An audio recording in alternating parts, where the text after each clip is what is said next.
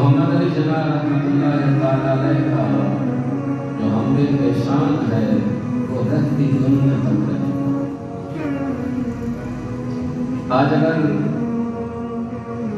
ہم ہندوستان کے اندر دیکھیں تو وہاں جو مسلمان ہیں ان پہ کتنا ظلم کیا جا رہا ہے.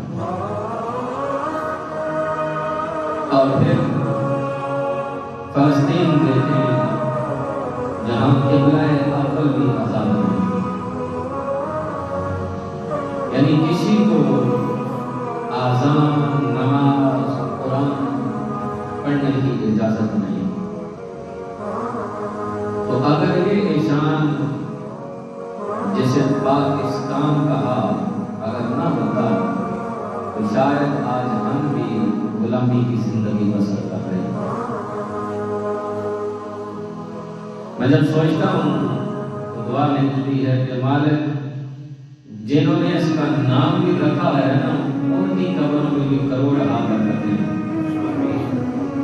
پاکستان، پاک خطہ،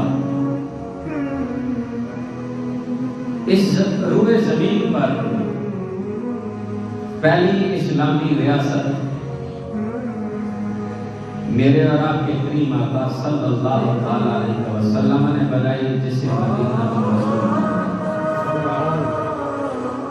اور پھر دوسری اسلامی ریاست اور نظریاتی ریاست جس کا نام پاکستان رکھا ہے. کتنے اسلامی ملک ہیں لیکن سب سے نمایاں کردار اس کا ہے کیونکہ اس کی پیشانی میں لکھا ہوا ہے لا الہ الا اللہ.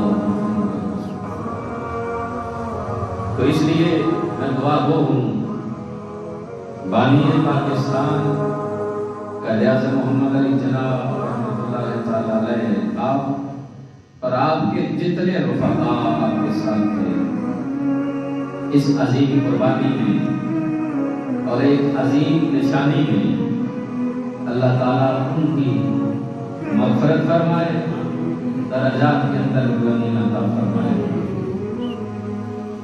کیونکہ انہوں نے جو احسان ہم پہ کیا آج ہم ان کا بھی شکریہ ادا کر سکتے ہیں اور کھلے لفظوں میں اپنے والد کی بندگی بھی کر سکتے ہیں. تو یہ ان عظیم ہستیوں کی قربانیوں کا ایک عظیم فقیر المثال پاک خطہ ہے جس کے اندر آج میں اور آپ آزادی کی زندگی بھی گزار رہے ہیں اور آزادی سے بندگی بھی پروردگار کی کر رہے ہیں. دوسری چیز حضرت عیسیٰ علیہ السلام کی ولادت کا ذکر